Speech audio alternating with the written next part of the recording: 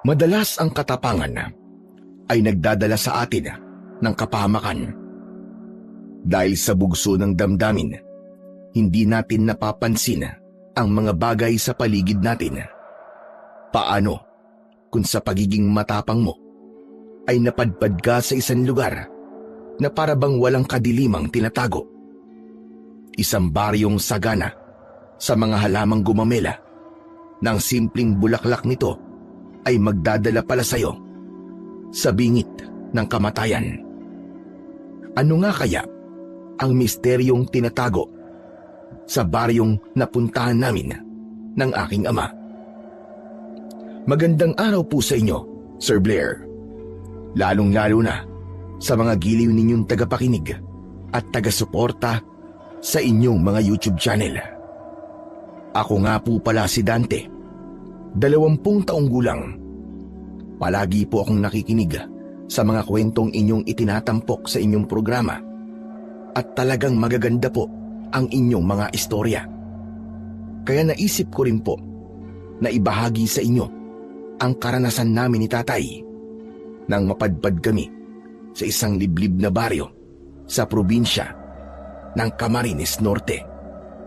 Dahil wala sa pagkatao namin bilang isang mga antingero ang salitang atras, tumuloy kami ni tatay upang habulin ang mga taong nanggulo sa baryo namin. Ang hindi po namin alam, isa pala yung patibong na susubok sa katapangan namin bilang isang mga antingero. Siya nga po pala, ang pangyayaring ito ay naganap taong 1990. Sisimulan ko na po ang kwento sa araw na nakasagupa namin ni tatay ang dayong mga lalaki. Pero bago po yun, ako po ulit si Dante. At ito ang aking kwento. O ikaw, hindi ba't sinabihan na kita kahapon na huwag kang magparada rito ng tricycle mo? Eh bakit? Sino ka ba? Ako si Brando. Ako lang ang may karapatang pumarada rito dahil kami ang nagbabayad sa renta rito. Wala akong pakialam kung ikaw nagbabayad dito. Hindi ka taga rito, kaya wala kang karapatan na paalisin ako rito. Isa pa, hindi mo pag-aari ang gilid ng kalsadan to. Pare-pareho naman tayo namamasada, hindi ba? Pero ako ang nauna sa pwestong to. Kaya umalis ka sa pwesto mo. Dahil bayad ko na to.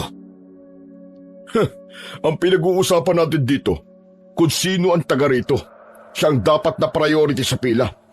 Isa pa, hindi mo to sakop. Iba ang ruta nyo.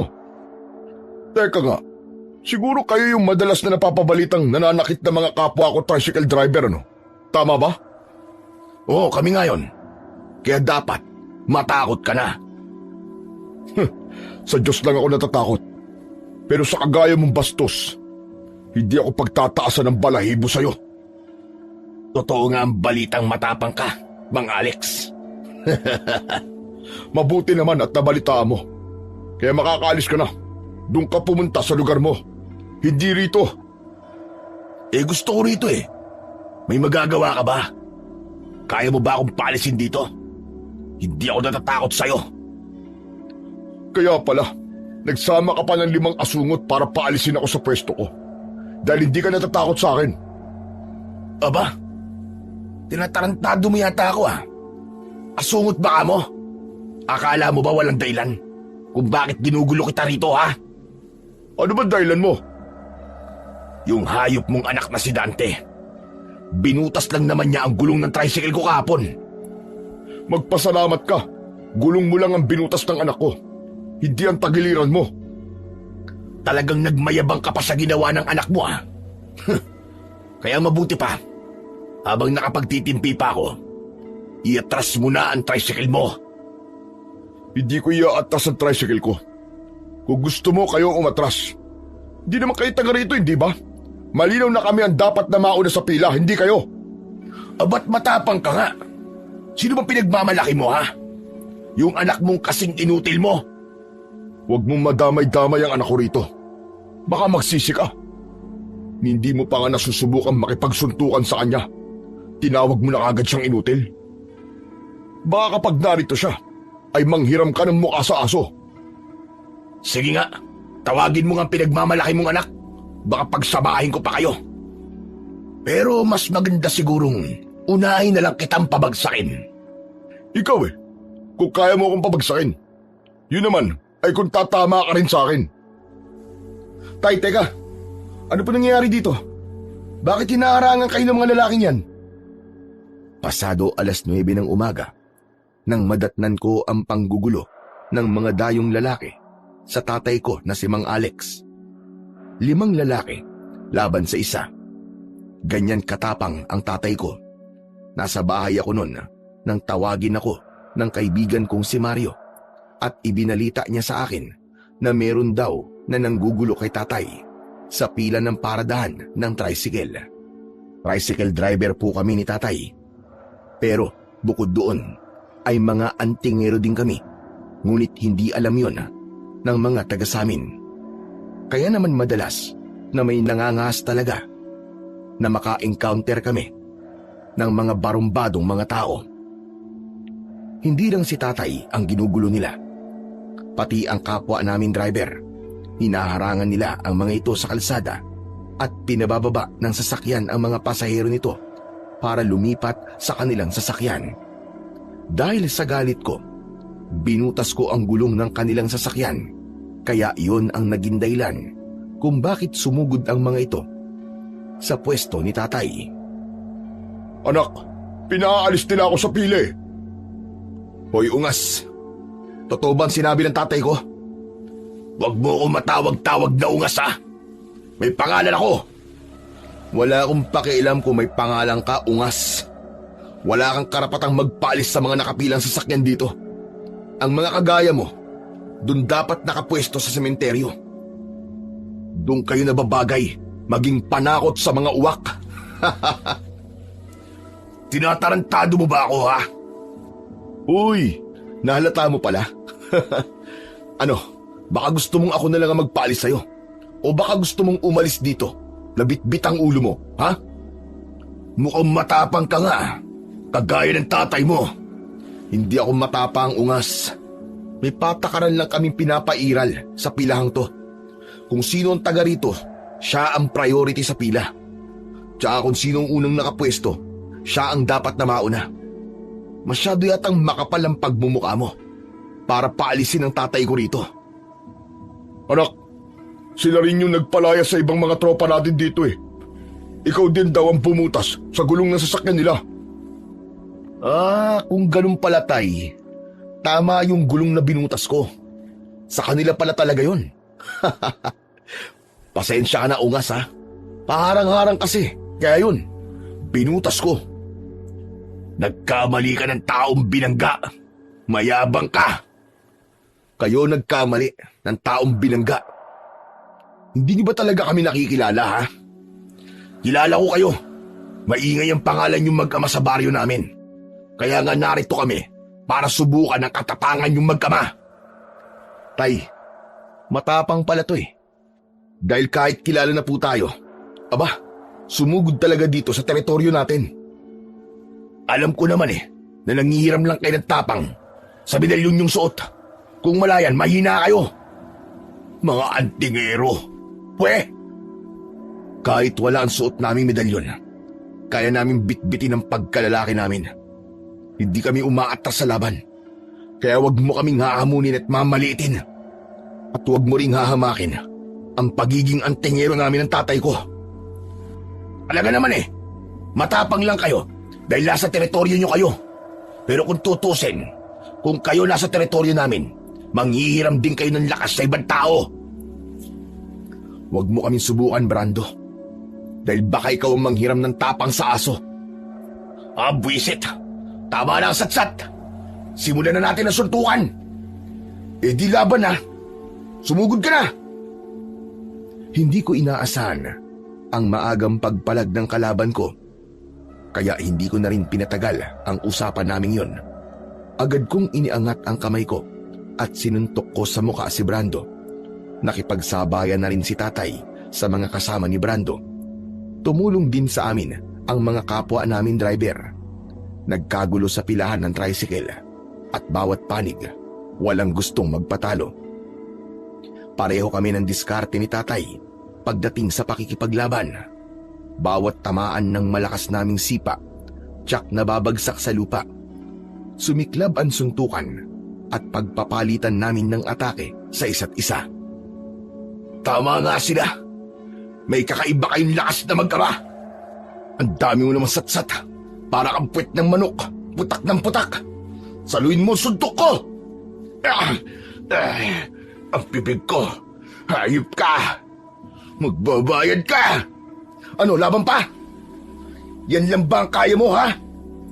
Gaganti ako sa'yo. Heto sa'yo! Oh, bakit mo naman sinusuntok ang kasama mo? Dinamaan tuloy sa bibig. Bilisan mo kasi nang hindi ako nakakaiwas. Hayop ka. Naiiwasan mo mga suntok ko, ha? Kaya tinatamaan ko ay ang mga kakampi ko. Sandali. Tignan mo muna mga kakampi mo. Kay tatay pa lang, hindi na sila umubra. Sa akin pa kaya? Ang yabang mo, ang dapat sa'yo, durugin ang pagmumuka. E di gawin mo, huwag mong sabihin. Isang pagkakamali, ang pagpapakita ninyo sa akin na katapangan. Humanda ka, hindi kita titigilan. Kinabahan ako dahil tila may mali sa sinabi nito. Pati ang pagngisi nito na para bang may iniisip itong plano. Dahil nawala ito sa focus, tinamaan ko siya ng malakas na sipa sa kanyang dibdib. Bumaliktad ito sa mabatong kalsada. Buisit! Lalaban pa ako! Ipapakita ko sa'yo na kayang-kaya kita! Sa pagtayo ni Brando, sinalubong ko ulit siya ng sipa kaya bumagsak ulit ito sa kalsada. Dahil sa kaguluhang yun, pinaligiran na kami ng mga tao. Ang iba naman ay pinagpustahan pa kami kung sino ang mananalo sa laban. Pero para sa akin, baliwala yun dahil ang gusto ko, mabasag ko ang pagmumuka ng lalaking maangas na si Brando. Hindi ko siya hinayaan na makatayo. Niluhuran ko siya sa dibdib at sunod-sunod na suntok ang tumama sa kanyang muka. Bumulwak ang dugo mula sa pumutok niyang labi. Pero hindi rin maitatanggi na may kakaiba rin lakas ang kalaban ko dahil nagawa niyang makaalis sa pagkakaluhod ko sa kanyang dibdib. Gumanti siya sa akin ng suntok sa tagiliran ko, kaya bumagsak ako sa kanyang tabi at mabilis siyang tumayo. Siya naman ngayon ang nasa ibabaw ko at panay ang suntok sa aking muka. Agad kong naiharang ang mga braso ko sa bawat pag-atake niya. Dahil nakahiga ako, nakita ko si tatay kung paano niya pinabagsak ang mga tauhan ni Brando. Kaya naman, hindi ako pumayag na matalo ni Brando. Buong lakas kong binungot siya at ibinalibag ko siya sa lupa. Dahil hindi nila kinaya ang lakas namin ni tatay, umatras sila ng ilang dipa mula sa amin. Maging ang mga kapwa naming driver ay umatras nang makitang may hinugot na patalim ang mga kalaban namin. Mga kasama, kami na ang bahala rito. Sige na, umatras na kayo. May mga armas sila. Kinabahan ako dahil naiwan ang sandata namin sa tricycle namin. Tumabi sa akin si tatay, saka bumulong habang nakaamba ang suntok sa mga kalaban. Anak, ako na munang bahala rito. Kunin mo sandata natin sa loob ng sasakyan natin. Hindi pwede sa akin ang kayabangan nila. Hindi porke may sandata sila matatakot na tayo sa kanila. Sige tay, mag-iingat po kayo ha. Hindi natin kabisado ang kanilang mga galaw. Ano? Natatakot na ba kayo magkama na lumaban sa amin? Hindi uso sa amin ng anak ko salitang takot. Kaya humanda kayo. Habang maaga pa, mag-isip-isip na kayo. Agad akong nagtungo sa aking tricycle. Maging sa sasakyan din ni tatay, kinuha ko ang sandata namin. Kadenang bakal ang sa akin at kay tatay naman ay tubong bakal. Kapag may hawak kami na sandata, mahirap na kaming awatin. Alam din ng mga kababaryo namin na hindi kami basta-basta umaatras. Barumbado kaming mag-ama, ngunit palagi kaming pumapanig sa kabutihan at ipinagtatanggol ang mga taong inaapi. Ay! Saluhin nyo! Sinambot ni tatay ang tubong bakal na inihagis ko. Sabay pinaikot niya to sa ere. Ako naman ay hila ko ang kadenang bakal. Hindi ito basta-basta kadena lang. Dahil ito mismo ay kadena ng tricycle ko. Matalas ito, sapat para makasugat ng katawan ng tao. Saka kami pumosisyon ni tatay paharap sa mga kalaban na ilang di pa lang ang layo sa amin. Nakahanda ang kanilang mga balisong sa tigkabilaan nilang kamay. Ano tay? Handa na po ba kayo? Basagin na po natin ang pagmumukha ng mga hayop na yan. Ano pang hinihintay nyo? Sumugod na kayo! Sa pagsisimula ng aming labanan ay mas lalong lumakas ang sigawan ng mga tao sa paligid namin. Natakot sila dahil pare-pareho kaming may mga sandata. Dahil naman sa suot naming medalyong 7 arkanghel, naging malakas ang loob namin ni tatay na harapin ang anumang laban na hahamon sa aming kakayahan. Ang medalyon ng 7 arkanghel ay pinaniniwalaang nagbibigay ng mahabang buhay. Meron itong pangkalahatang proteksyon laban sa patalim at bala. May depensa rin ito sa sakit na likha ng mga patalim. Kaya kahit masugatan kami, ay kusang mawawala ang sakit nito. Kapag mababaw ang sugat, ay maghihilom ito at mas lalo kaming bibigyan ng lakas nito upang lumaban. Kaya nang tumama sa aking braso ang patalim ni Brando, ay napangisi ako ng nakakaloko. Dahil inakala nito na talagang naisahan niya ako. Yan lang naman pala ang kaya mo eh. Ang makipaglaban gamit ang kadenang bakal. Hindi naman pala uubra sa akin ang medalyong pinagmamalaki nyo. Kita mo na, Dante. Nasugatan kita sa braso mo. Bakit hindi mo muna pagmasdan kung gaano kabagsik ang medalyong minamaliit mo at kung gaano rin kabilis na maghihilom ang sugat na pinagmamalaki mong ginawa mo? Ano? Teka, bakit ganun? O ano, bilib ka na ba? Ako naman, hetong sayo! 5 hampas ng kadenang bakal ang agad na tumama sa katawan ni Brando. Nag-iwan yon ng malalalim na sugat, latay at pasa. Kaya siya naman ang bumagsak sa lupa, kasama ng mga tauhan niya. Hindi pa ako nasiyahan. Niluhuran ko siya sa tiyan at pinulupot ko ang kadenang bakal sa aking kamao at yun ang ginamit kong pansuntok sa kanyang muka. Pumutok ang kanyang kilay at naligo na ang kanyang muka sa sarili niyang dugo. Dahil doon ay nabitiwan ni Brando ang hawak niyang patalim. Napasigaw naman ang mga taong nakakita sa karumal-dumal na sinapit ng lalaking mayabang. Hindi ko siya tinigilan ng kakasuntok sa muka. Talagang galit na galit ako ng mga oras na yon. Dahil para sa akin, saktan na nila ako, pero wag ang ama ko. Hindi mo kami maaaring maliitin, hayop ka. Dahil ang kadena kong to, ang dudurog sa pagmumukha mo, hayop ka! Binasag mo mukha ko. Akala mo ba, mapapasuko mo ko? Iuuntog naman kita sa mabatong kalsadang to. Naramdaman ko ang kamay niya na dumakot sa buhok ko at hindi ako nakabalanse. Bumagsak akong pasubsob sa batuhan. Tumayo si Brando at gumanti siya sa akin ng sipa. Tinamaan ako sa tagiliran. Gumuhit ang sakit nun, kaya hindi agad ako nakakilos. Ano? Sige, lumabang ka!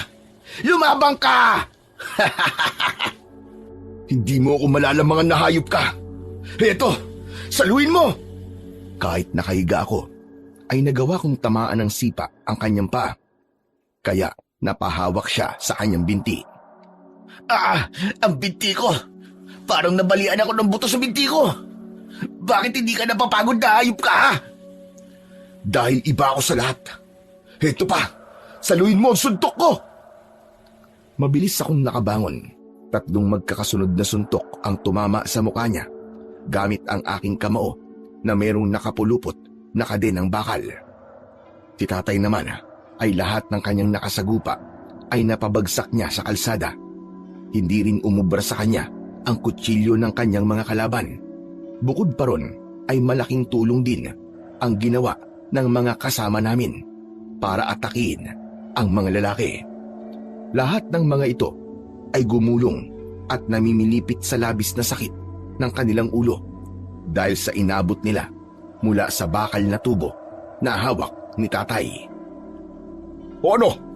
Nakita niyo na ba kung anong hinahanap niyo? Ano? Manggugulo pa ba kayo rito?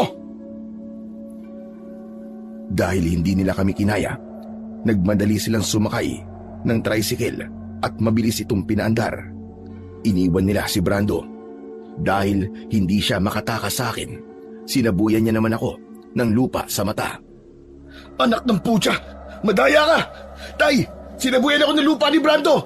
Pigilan niyo siya! Tatakas siya! Kaya lang, naunahan ni Brando si tatay. Tinamaan ito ng suntok sa muka. Kasunod nun ay narinig ko ang pagbuhay ng makina ng tricycle ni Brando.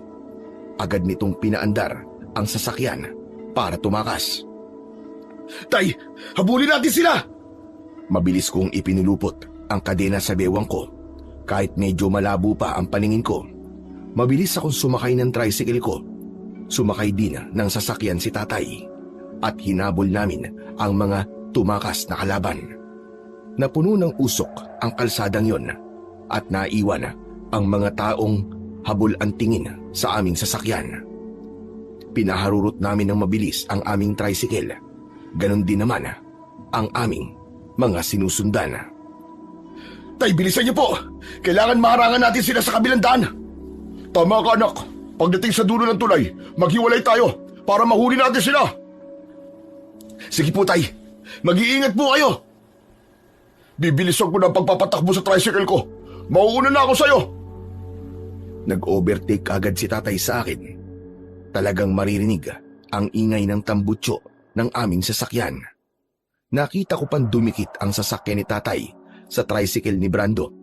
Ilang metro lang ang layo nila sa akin at kahit pareho silang umaandar, talagang pilit na inaabot ni tatay ng sipa ang lalaki.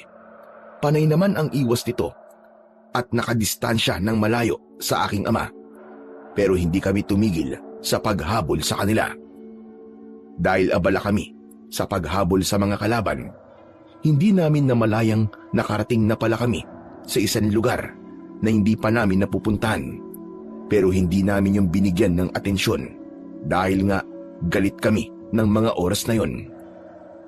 Ang gusto namin ni tatay ay makaganti sa kanila. Kaya lang, hindi sila gumaganti sa amin. Para bang nagpapahabol lang sila at inilalayo kami sa aming baryo. Tumagal halos ng 1 oras ang aming habulan sa kalsada at napansin namin ni tatay na tila may kakaiba sa lugar na pinasukan namin. Pero dahil sa kagustuhan naming makaganti sa mga lalaking nanggulo sa baryo namin, wala na kaming pakialam kung hanggang saan pa kami makarating. Saktong paglampas namin ng tulay na kahoy sa tapat mismo ng arko ng baryo, sabay na pumutok ang gulong ng aming sasakyan. Muntik pa kaming mabangga sa puno. Mabuti na lang at mabilis naming nakabig ang aming manibela. Samantalang ang mga tricycle na dumaan sa lugar na yon ay malaya namang nakatawid sa tulay. Dismayado tuloy kaming bumaba ng aming sasakyan at sinilip ang ilalim nito. Anak naman ng putya, oo. Paano nangyari to, tay? Aba, malay ko. Pati nga ang gulong ng sasakyan ko pumutok din eh. Wala po ba kayong napansin na iniulog nila para mabutas ang gulong natin? Wala naman. Grabe naman tong kamalasang to, tay. Kung kailan meron tayong hinahabol, saka pa nangyari to. Hindi tayo nakaganti sa kanila. Hayop talaga. Naisa nila tayo ah. Nang suriin ko ang mga gulong, ay nagulat ako sa nakita ko. Teka, bakit lahat ng mga gulong ko butas? Dala ng labis naming pagtataka, tinignan namin ni tatay ang hulihan ng aming daan. At malinis naman yun. Nagtataka kaming nagkatinginan ni tatay. Anak, saka na lamang natin pag-usapan ang tungkol sa gulong. Sa tingin ko naman, nandito na tayo sa baryo ng mga hayop na yun. Tay, ano po bang klaseng lugar to? Walang pangalan ng baryong pinasukan ni na Brando ah. Posible po ba yun? Meron yan, nak. Baka naman nawala lang ang pangalan ng arko. Ano pong plano nyo, Tay? Papasok tayo sa baryo. Hindi ako makakapayag na maisahan nila tayo. Lintik lang walang gante. Kaya lang, paano kaya itong mga tricycle natin? Pwede naman pong iwanan natin dito yan eh. Dali na lang po natin ang armas natin para panigurado. Sige anak, nasisiguro ko naman na hindi malayo ang lugar nila sa tulay na to. Pero Tay, sigurado na po ba talaga kayo? Papasukin ba talaga natin ang baryo nila? Oo anak, ipapakita natin sa kanila na hindi tayo basta-basta sumusuko. Pero Tay, sa lagay po na to, ay tayo naman ang dadayo sa lugar nila. Yun ang gagawin natin.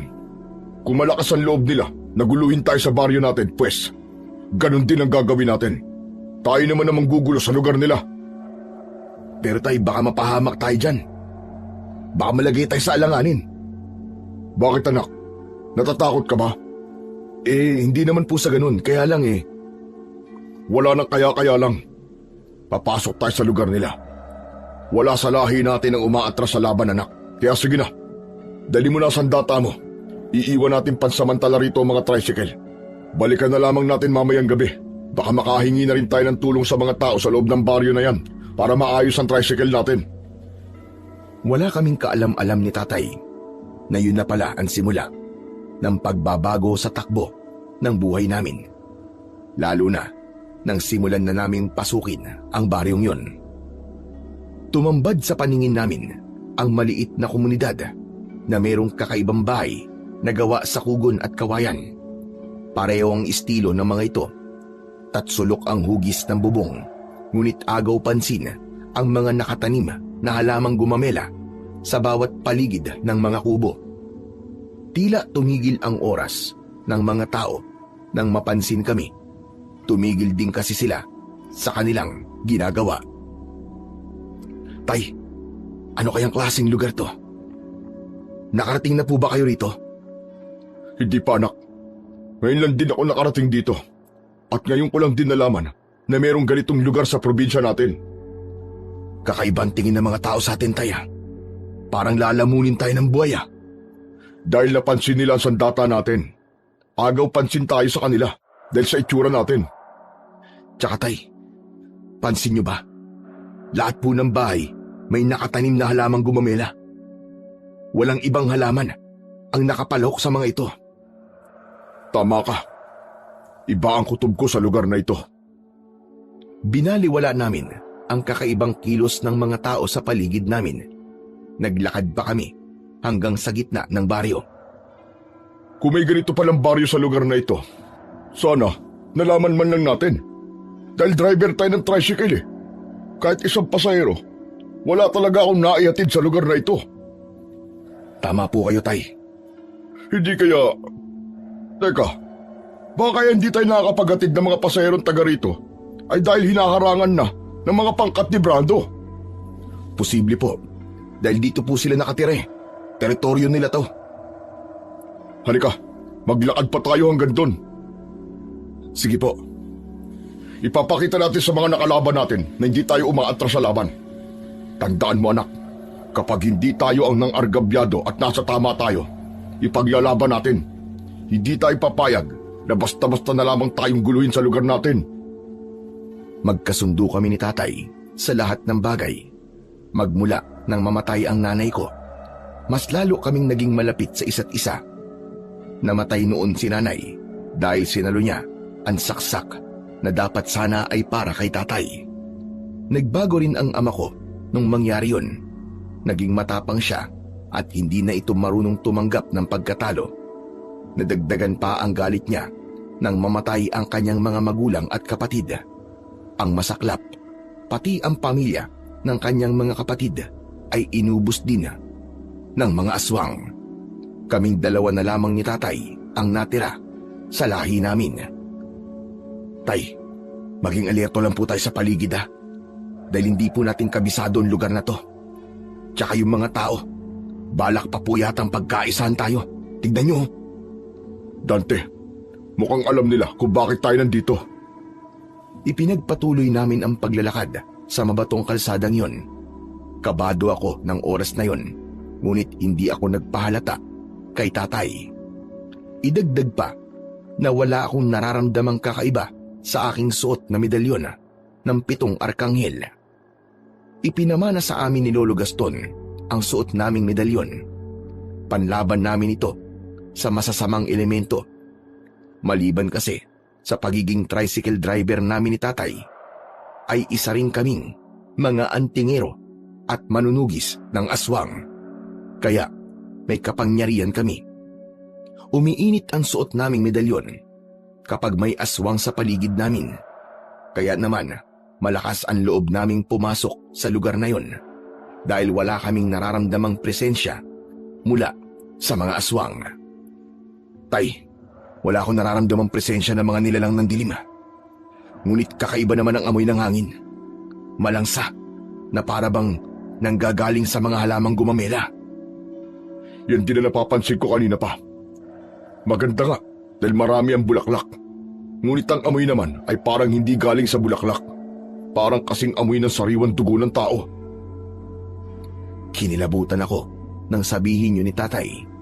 Ngunit napako ang atensyon namin sa tapat ng malaking bahay na mayroong nag-iisang halamang gumamela na ang bulaklak ay kulay puti.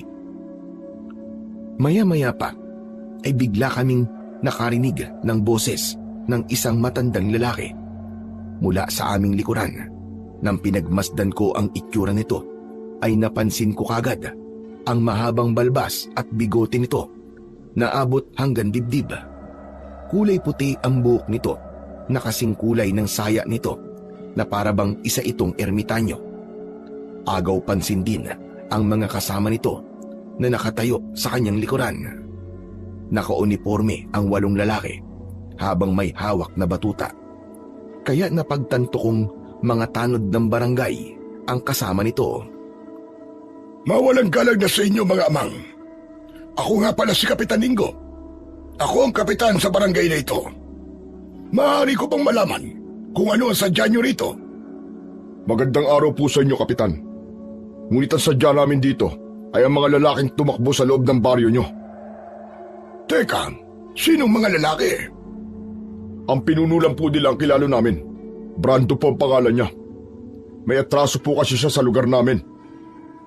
Si Brando ba ang dahilan kung bakit naparito kayong dalawa? At may dala pa kayong mga ganyang klase ng sandata? Opo, pampanabla lang po namin to. Nanggulo kasi siya sa lugar namin eh. Kaya ba ginugulo nyo rin ang baryo namin? Alam nyo ba na tahimik ang lugar na ito? Huwag nyo sanang guluhin. Kung maaari umalis na kayo. Hindi po kami aalis dito hanggat hindi namin nakakaharap si Brando. Habang nag-uusap si tatay at kapitan, alerto ang mga mata ko sa galaw ng mga tanod. Maigpit kong hinawakan ng aking sandata at tumalim ang tingin ko sa matandang lalaki dahil kakaiba rin ang pakikipag-usap nito sa ama ko. Titig na titig ito sa suot naming medalyon habang nakangisi ng bahagya. Baka pwede natin pag-usapan. Huwag na lang kayong manggulo sa lugar namin. Hinahanap lang naman po namin ang taong nanggulo sa baryo namin. Sila ang nauna at hindi po kami. Ipagpatawad nyo, mga amang. Pero layunin ko na protektahan ang mga taong nasasakupan ko. May patakaran din kaming sinusunod. Isa pa, kayo ang dumayo rito at may dala pa kayong armas. Iginagalang naman po namin ang inyong patakaran. Subalit nagkasala sa amin ang isa sa mga taong nasasakupan nyo. Kaya kung hindi nyo po ilalabas sa mga taong yun, ay mapipilitan po kaming manggulo sa baryo nyo.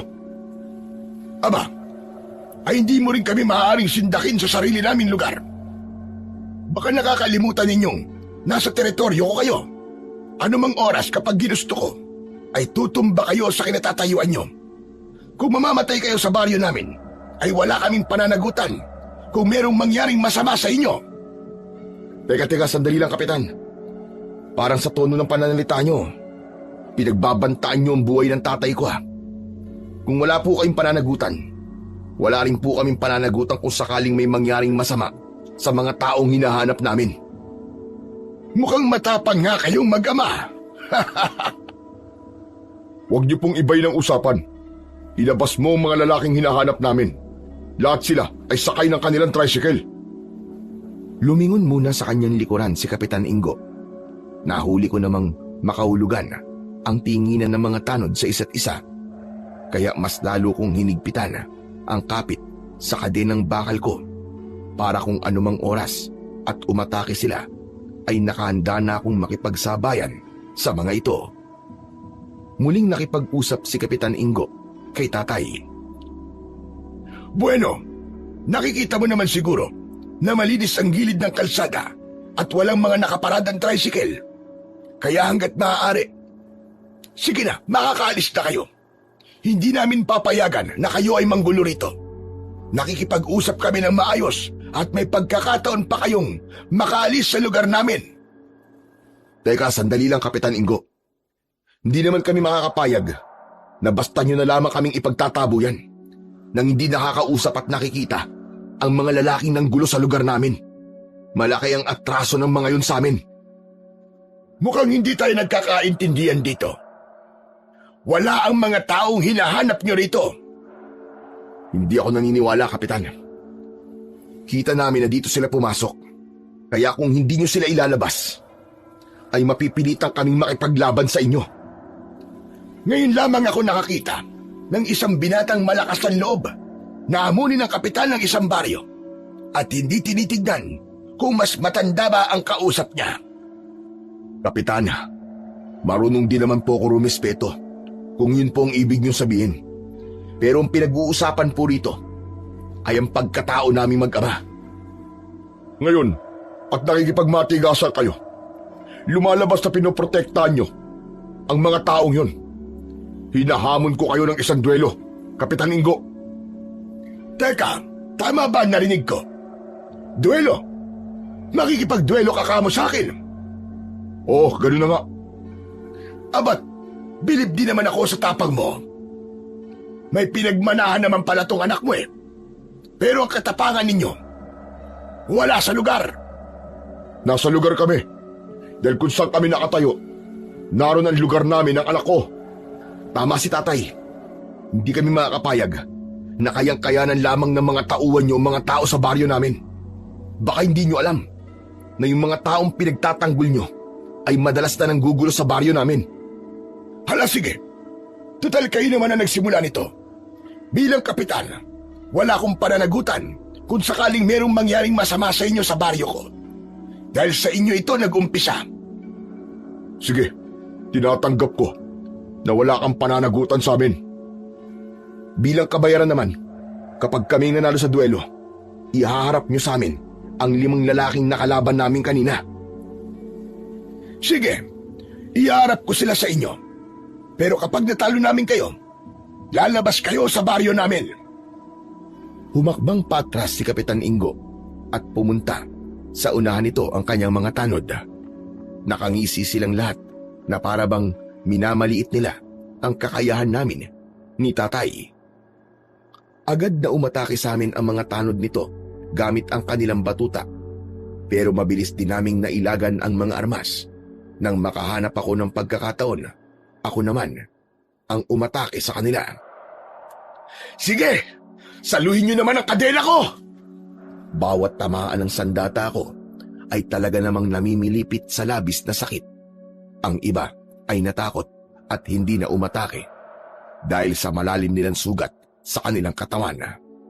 Si tatay naman ay abala sa pakikipaglaban sa ibang mga tanod. Bawat pagpalo niya ng tubong bakal, kasunod nun ang sipa nito na tumatama naman sa muka ng kalaban. Sabay-sabay silang bumagsak sa mabatong kalsada. Ang matandang lalaki naman na si Kapitan Ingo ay napaatras nang makitang nanalo kami sa laban. Hindi ko inaasang mapapabagsak niyo ang mga tanod ko. Talagang mahusay kayo mag-ama.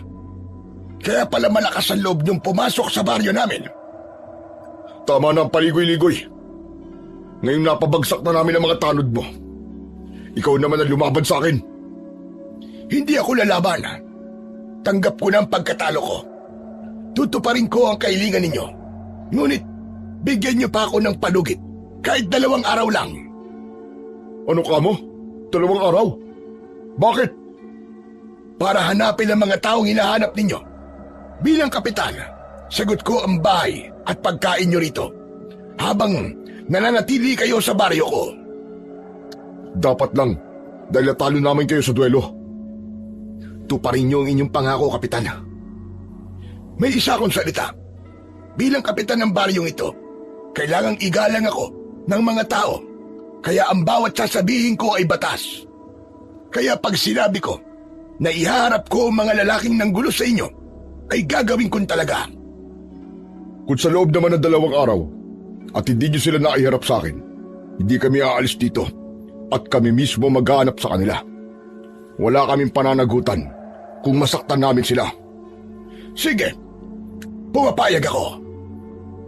Dahil nasimulan na namin ni tatay ang pagpasok sa baryo ni Brando at ng mga kasama nito, kailangan namin panindigan ang naumpisa naming laban.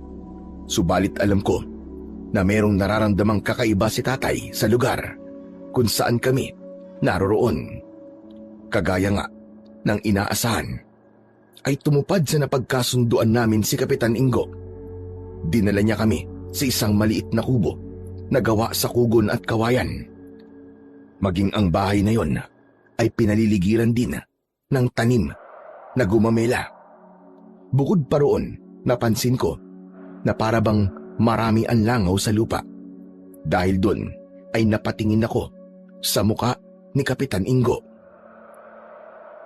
Kung napapansin nyo na marami ang langaw sa baryo namin, yun ay dahil sa mga pataba na inilalagay namin sa ugat ng mga halaman. Bakit po kailangan panlagyan ng pataba?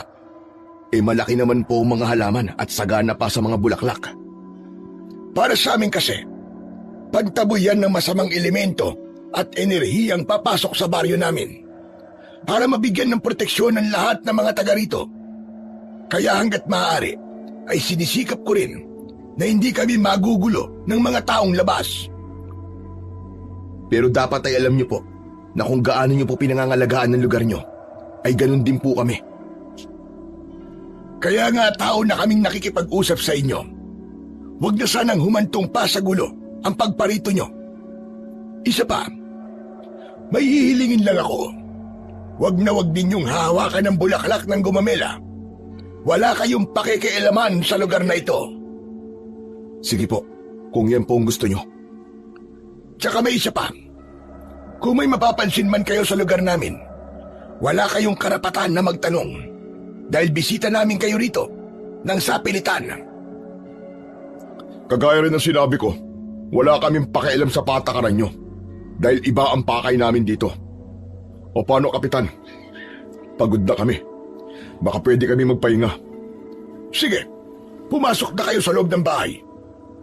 Pagkatapos naming magkasundo ni Kapitan Ingo, ay pumasok na kami sa loob ng bahay.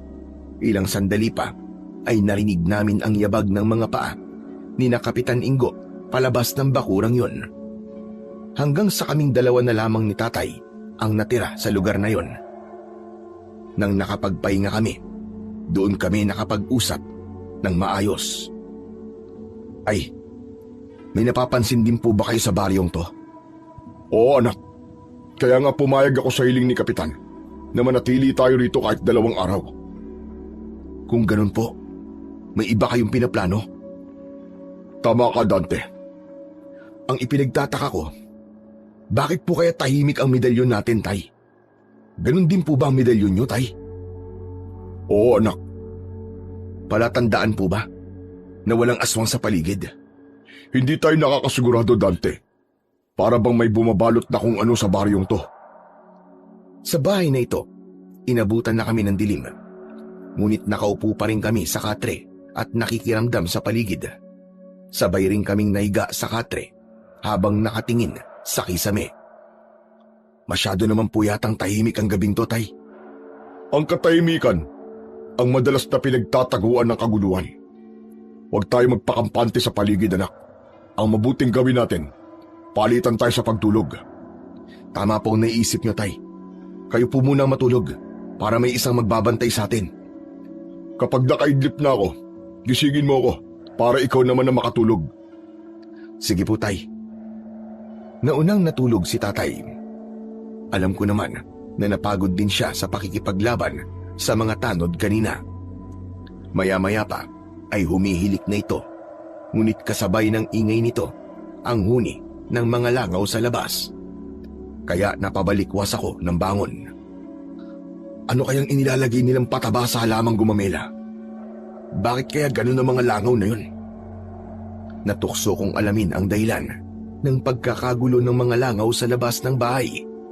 Taliwas yun sa patakarang sinasabi ni Kapitan Ingo na huwag kong pakikialaman ang mga halamang yon. Ngunit likas sa akin ang pagiging mausisa.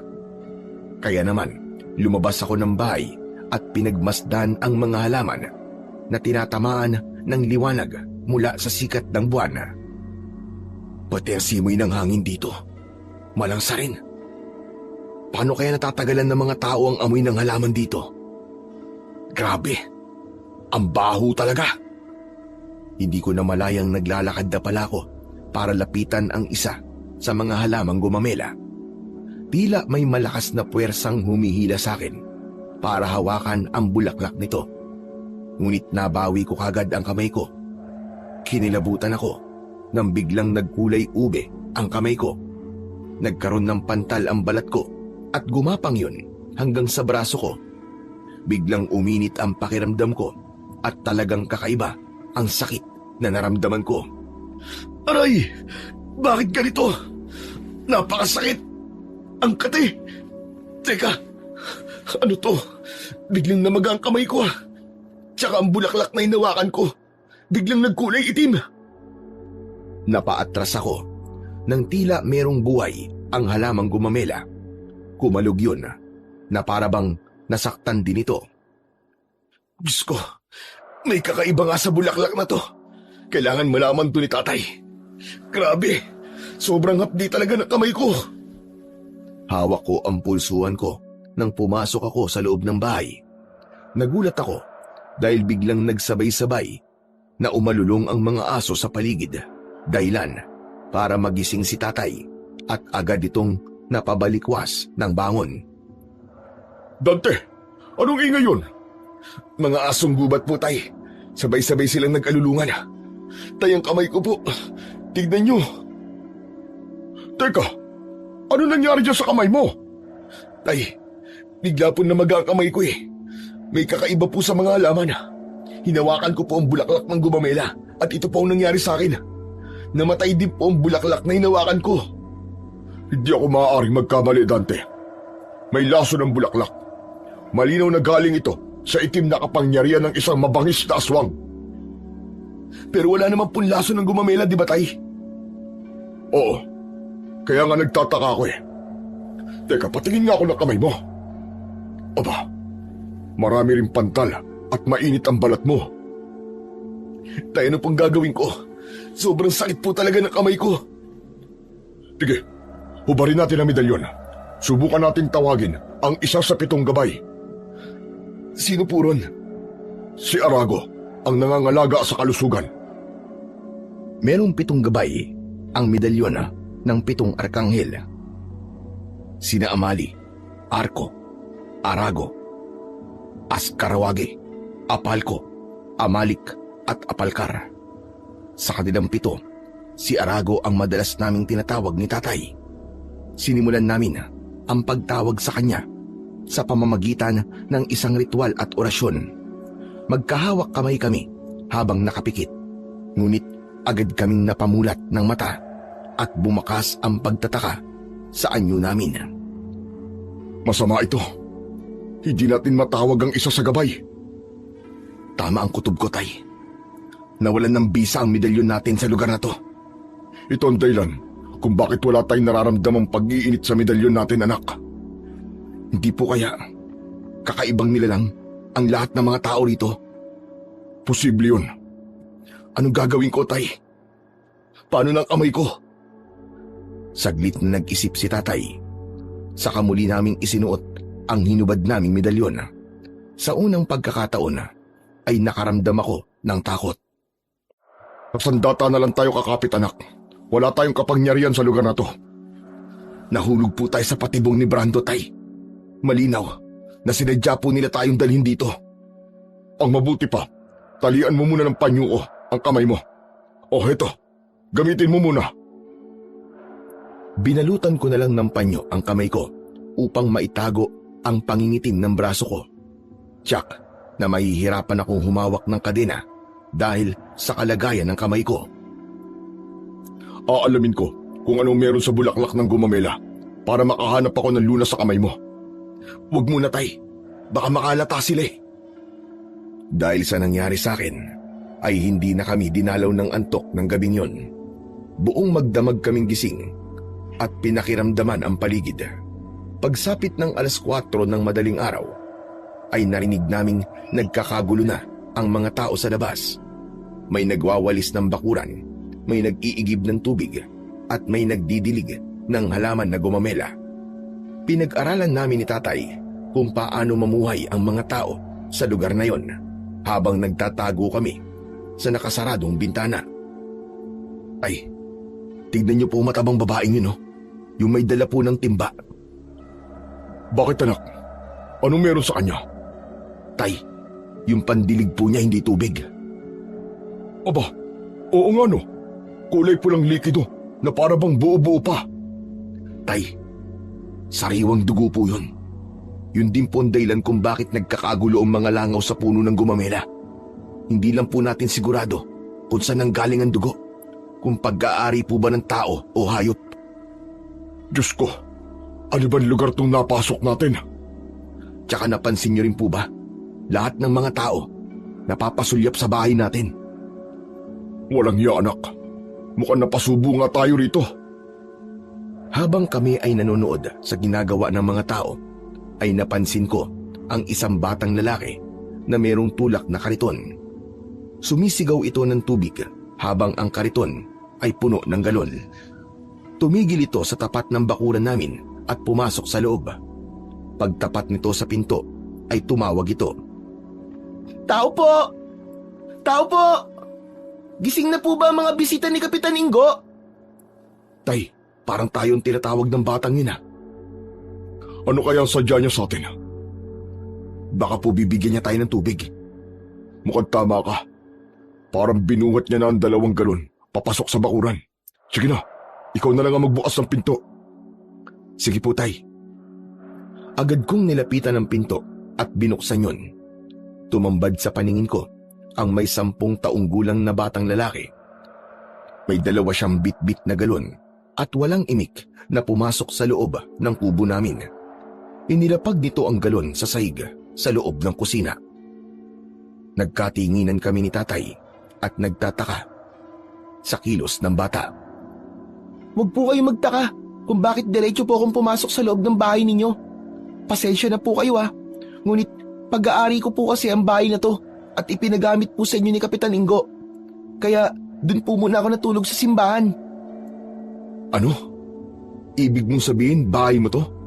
Bakit humingi ka pa ng pasensya sa amin? Kami nga ang dapat na humingi ng pasensya sa'yo. Oo nga naman bata. Hindi ka na dapat nakitulog sa simbahan. Dito ka na lang sana natulog kasama namin.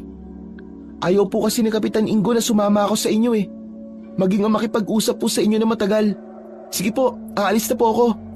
Teka, sandali lang. May itatanong pa ako sa'yo. Ano bang pangalan mo? Ako po si Ato. Ato. Ano bang klaseng lugar to? Ito po ang lugar na hindi nyo dapat pinuntahan. Teka Ato, anong ibig mo sabihin? Hindi po ako maaaring magbigay sa inyo ng ibang detalye. Kung hindi po mapapahamak po ako kay Kapitan Ingo. Pero sagutin mo na lang ang tanong na to. Ano ba talaga ang lugar na to? Lumingalinga muna sa paligid si Ato. Saka nagkunwaring abala sa ginagawa upang hindi maghinala ang mga tao na nag-uusap kami. Nagkunwari siyang abala sa pag-aayos ng galon. Halata sa batang lalaki ang pagkabalisa at takot sa paligid. Ito po ang lugar ng mga aswang. Kaya hinaan niyo lamang po ang boses niyo dahil nasa paligid lamang po sila. Tay, tama nga ang hinala natin. Aswang nga ang mga nakatira dito. Mawalang galang na po sa inyo. Bakit po ba kayo nandito? Dahil may hinabol kami mga tao at dito sila pumasok. Siguro po sinabarando po at ang mga kasama niyang hinabol niyo. Tama po ba? Oo bata, sila nga. Patibong po yun. Patibong para saan? Patibong po para sa mga lalaking matatapang. Yung para pong barumbado. Teka, hindi ko naiintindihan ang sinasabi mo, Ato.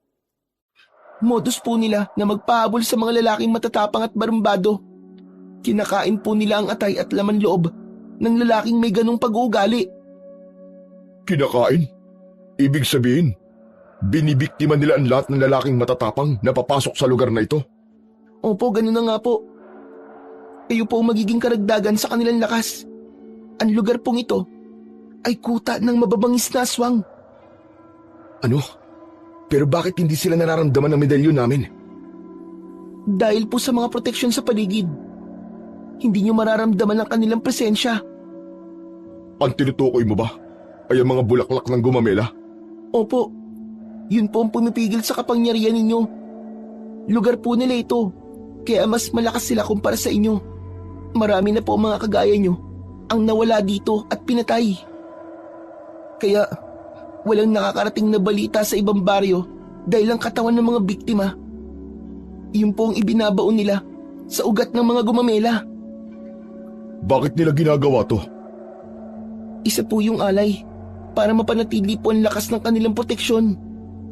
Kaya kahit may suot pa po ay yung medalyon, hindi niyo po sila mararamdaman. Pero maniwala po kayo sa akin. Nasa lugar kayo ng pinakamababangis na aswang. Kaya hanggat may pagkakataon pa po, lumabas na po kayo rito. Teka bata, ibig bang sabihin aswang ka rin? Hindi po. Nakulong lang din po ako dito, kagaya po ninyo. Paano ka nabubuhay dito? Nagpapanggap po akong aswang para mabuhay. Kumakain po ako ng hilaw na karne. Pero kailangan ko pong ipakita yun kay Kapitan Ingo. Kaya nakikiusap po ako sa inyo. Umalis na po kayo rito bago pa mahuli ang lahat. Dahil hindi niyo po gugustuhin makakita ng totoong mabangis na aswang. Sige na po. Aalis na po ako. Teka, sandali lang, Ato. Hindi na kami pinansin pa ni Ato. Nagmamadali na ito sa paglabas ng bahay. Agad nitong itinulak ang kariton at muling sumigaw ng tubig na parabang walang nangyari. Nang mga oras na yon, ay napansin ko na rin na merong mga taong nakatingin sa aming kinaroroonan. Nagmamasid na parabang naghahanap ng pagkakataon para umatake. Hindi ko tuloy makalimutan ang tungkol kay Ato. Lumipas ang ilang oras. Hindi kami mapakali ni Tatay dahil natitiyak na namin na ang kasagutan sa mga tanong namin ay nasagot na ni Ato. Ngayong natuklasan namin ang lihim ng lugar na yon, kasama na rin yon sa magiging responsibilidad namin bilang mga antingero na manunugis ng mga aswang. Hindi ito nabanggit sa akin ni Tatay Gaston. Sa akin din po, Tay. Walang nasabi si Lolo Gaston tungkol dito. Hindi po ako makapaniwalang mayroon pa palang halaman na kayang tumalo sa suot nating medalyon. Hindi maganda ang kutob ko rito, anak. Mukhang nagkamali tayo ng lugar na pinasok. Hindi po to pagkakamali, Tay. May dahilan po kung bakit tayo nandito. Isa lang po ang ibig sabihin nito. Kailangan po nating putulin ang kabangisan ng mga aswang dito. Wala tayong dala na kahit na anong pangontra laban sa kanila, anak. Maliban dito sa medalyon na suot natin. Kaya kailangan nating malaman kung ano ang kahinaan ng mga aswang at kung paano natin sila mapapatay. Tama po kayo, Tay. Kailangan po natin makausap ulit ang batang yon. Gagawa po ako ng paraan para makausap ulit si Ato. Siya lang po makakatulong sa atin. Nasa kalagitnaan kami ng pag-uusap ni Tatay nang bigla kaming nakarinig ng pamilyar na boses mula sa labas ng bahay namin. Lumabas kayo dyan! Kayo mag-ama! Lumabas kayo! Sumilip kami ni tatay sa pintuan at nakita namin ang pangkat ni Brando at ang 4 na lalaking kasama niya. Dala ng galit ko, mabilis ako lumabas ng bahay at inatake ko kagad siya ng suntok na tumama sa kanyang muka. Hindi siya natinag. Pinunasan lang niya ang kanyang labing dumugo, saka ngumisi sa akin ng nakakaloko.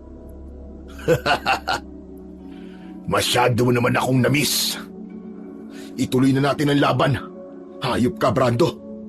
Nang mga sandaling yon, ay alam ko nang hindi ordinaryong tao ang kaharap namin. Batay sa kwento ni Ato, siya lang ang tao sa lugar na ito. Dante! Saluhin mo! Inihagis sa akin ni tatay ang kadena at lumabas ito ng kubo. Hawak din ang kanyang tubo na bakal. Nang makita ni Brando na handa kami para lumaban sa kanila, bahagya itong umatras ng ilang dipa mula sa amin. Ngunit nakangisi pa rin ito habang nagpapalipat-lipat ang tingin sa aming dalawa ni tatay. Teka, sandali lang naman, Dante. Huwag ka masyadong magbadali sa pakikipaglaban sa akin. Hindi ko pinansin ang sinabi ni Brando. Sa halip ay ibinalot ko ang kadena sa kamao ko. Saka ako humandang umatake sa kanila. Dante, hindi mo muna ako pwedeng gamitan ng kadenang bakal. Baka nakakalimutan mong nasa teritoryo kita. Kayo ng tatay mo. Wala akong pakialam. Ang lakas ng loob mong pumunta rito sa bahay na to para ipakita ang pagmumukha mo sa akin. Hindi ako makakapayag na magtapos lang ang laban natin sa pagtakas mo. Hindi naman ako tumakas eh. Narito na nga ako, di ba? Talaga palang sinundan niyo pa ako dito. Oo, susundan kita kahit hanggang sa impyerno, hayop ka. Hindi ba't matapang kayo? Barumbado ko, no? Sige, simulan na natin ang laban nang makita mo ang impyernong sinasabi mo. Pero bago yun, magpapakilala muna kami sa inyo. Magkatabi kami ni tatay noon nang biglang napunit ang damit ng mga taong kaharap namin. Lumitaw mula sa kanilang likod ang mga tinik na kasing tulis ng dulo ng gunting. Umangil sila ng malakas, kaya lumitaw sa bibig nila ang 2 dangkal na haba ng pangil. Tumutulo ang malapot nilang laway habang ang kanilang mga mata ay mapupula. Bukod sa kanilang matutulis na mga kuko, naglabas pa sila ng patalim. Sa pagkakataong yon, mahirap na silang banggain.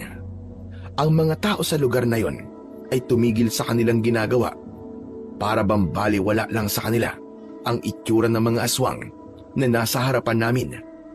Tay, ano pong klaseng nilalang sila? Hindi ko rin alam, anak. Ngayon lang ako nakakita ng ganyang klaseng nilalang. Nakahawig ng aso. Ngunit baskulado ang pangangatawan. Iba po sila sa mga aswang na dati na po nating nakalaban. Ano? Bakit kayo natitigilan? Nagulat ba kayo? Hindi kami nagulat. Dahil asal mo pa lang, panghalimaw na talaga.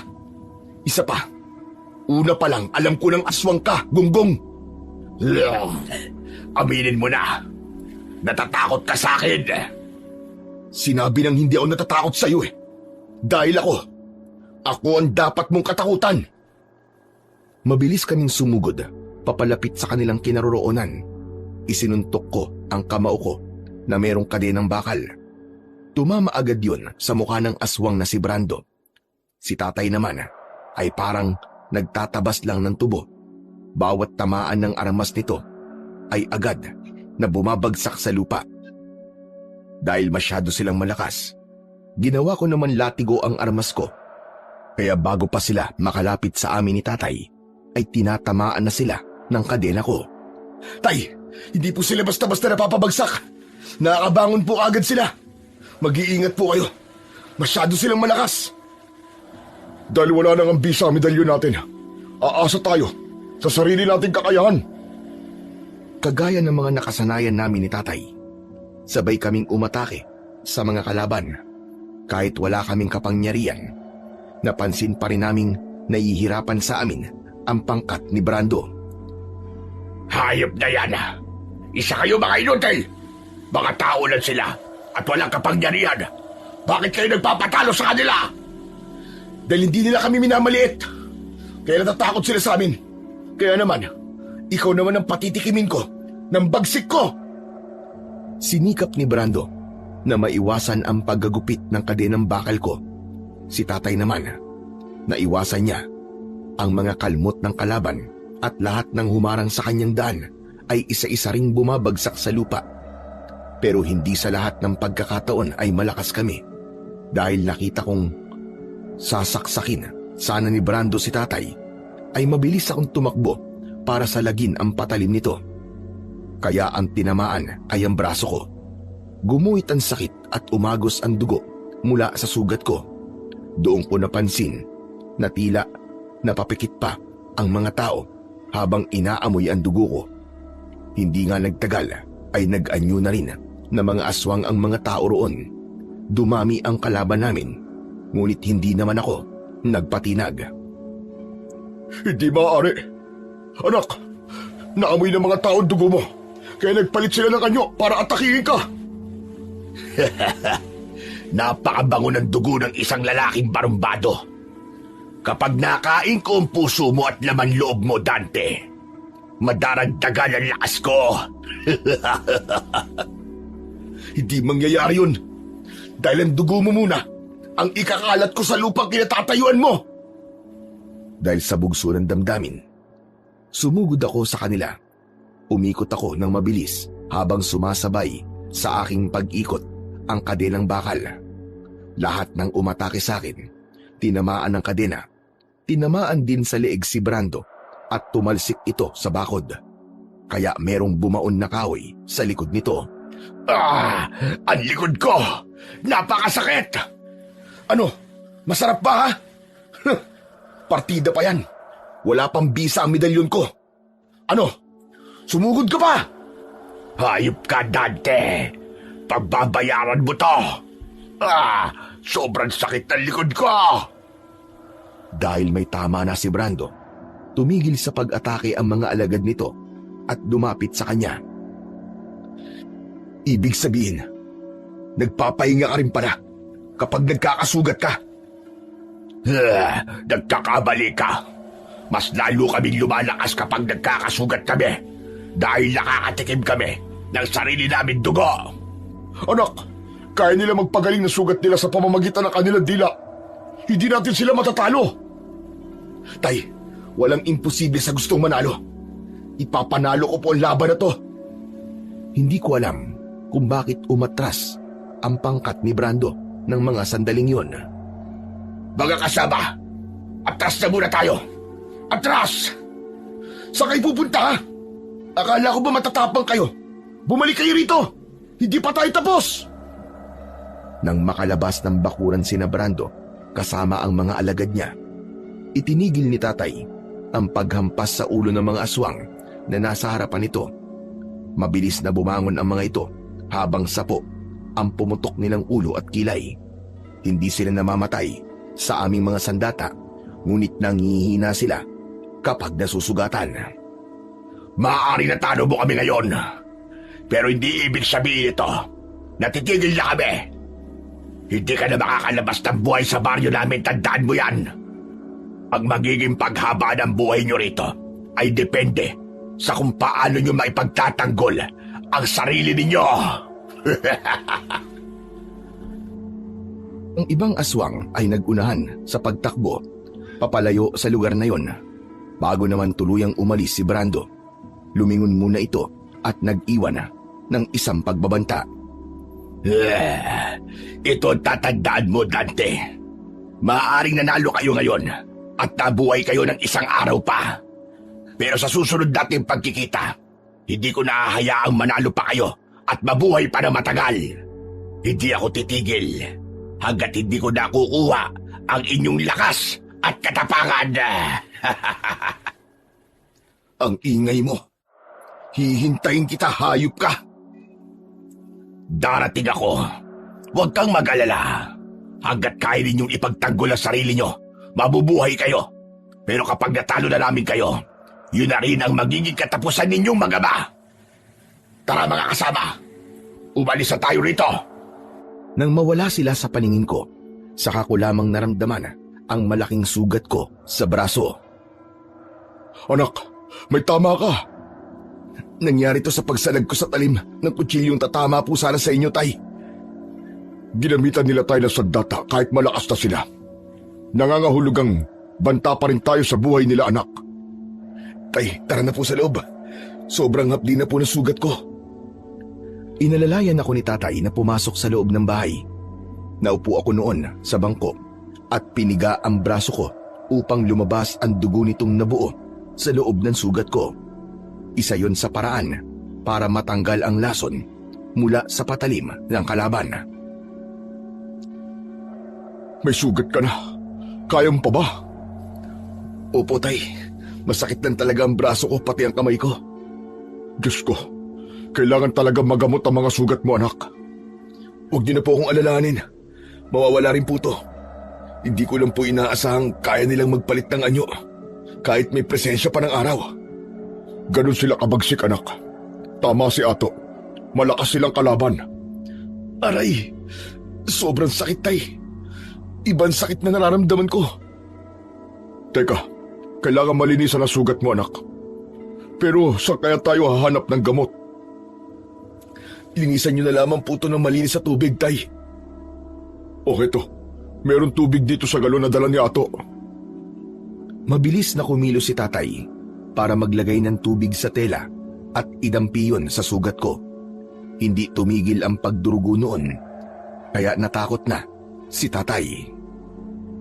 Hindi ko na alam kung paano patitigilin ang pag-agos ng dugo mula sa sugat mo, anak. Iba talaga kapag puno ng lason ang talim ng kutsilyo. Ay, gutom na rin ako. Nakakapanghina kapag walang laman ng sikmura. Ay naku, pambihira ka naman, oo. May sugat ka na't lahat, pagkain pa rin ang nasa isip mo. Kasi po, gutom na talaga ako, Tay. Kahapon pa tayo walang maayos na kain, di ba? Saan naman tayo hahanap ng pagkain? Mahirap na magtiwala sa pagkain ibibigay sa atin ni Kapitan Ingo. Sabay pa kaming napalingon sa bumukas na pinto sa likod ng bahay sa kusina. Pumasok doon si Ato, dala ang basket na may laman na pagkain at gamot. Maingat itong humakbang papalapit sa amin, sabay senyas sa bintana at pinto. Agad ko naman yung isinara, sabay hila kay Ato. Salamat at dumating ka, Ato. May pagkain ka bang dala? Opo, heto po, may pagkain po akong dala para sa inyo. May luma rin pong damit dito, tsaka sinamahan ko na rin po ng gamot. Nakita ko po kasi ang ginawa sa inyo ng pangkat ni na Brando, kaya nalaman ko po na nasugatan ka, Kuya Dante. Ato, maraming salamat dito ha. Walang anuman po yun. Sige na po, kumain na po kayo at gagamutin ko naman ang sugat ninyo. Ato, ano bang klaseng aswang ang nakalaban namin kanina? Mamaya na po kayo magtanong. Mas kailangan po munang gamutin ang sugat nyo dahil hindi po yan mag-iilom kahit may kapangyarihan pa po ang medalyon ng 7 arkanghel. Lalo na talagang may lason po ang patalim na ginamit sa inyo. Anong ibig mo sabihin, Ato? May lason po ang kagat at kalmot nila kahit po sa talim. Sige na po, Kuya. Sisimulan ko na po ang panggagamot. Lalagyan ko po ito ng benda para hindi maamoy ng ibang aswang ang dugo po ninyo. Teka, anong klaseng gamot ba yan, Ato? Katas lang po ito ng pinagsamang talbos ng bayabas at dahon ng amarilyo para matalo po ang lansa mula sa sugat ni Kuya Dante. Bakit may alam ka sa panggagamot? Albularyo po ang tatay ko eh. Isang matapang na albularyo at manunugis ng aswang. Bago po siya pinatay sa lugar na ito. Ikinuwento sa amin ni Ato ang nangyari sa kanyang ama at hindi kami makapaniwalang nagawang mamuhay ng bata sa lugar na puno ng mga aswang. Mabilis na ginamot ng bata ang aking sugat at pinanood namin siya ni tatay. Maging si tatay, hindi rin mapakali sa kanyang kinatatayuan at gustong-gusto nang magtanong sa bata. Pagkalipas ng kalahating oras ay natapos sa panggagamot si Ato. Saka namin siya tinanong. Anong klaseng aswang sila, Ato? Sila po ang mga aswang na kurkor. Teka, mukhang bago lang sa pandinig ko ang pangalan ng aswang na yan ha. Sila po ang mataas na uri ng aswang na may kakayaang mag-anyong engkanto. Nagtataglay po sila ng pambigirang lakas na kaya pong makipagtunggali sa lakas ng isang gabunan. Tinawag po silang kurkor dahil sa tunog ng kanilang nililika kapag meron po silang pinupuntiriyang atakihin. Gaano ba sila kalakas? Kaya po nilang basagin ang mga proteksyon at orasyon ng isang manunugis o antingero. Kaya rin po nilang maglagay ng proteksyon sa pamamagitan ng bulaklak. Kung kaya naman po, labis po ang pag-iingat ng mga manunugis at antingero kapag nakakasagupa po sila ng isang kurkor. Teka, bakit sila iniiwasang kalabanin? Katulad po ng ibang aswang, nangangalaga ang mga kurkor ng mga sigbin.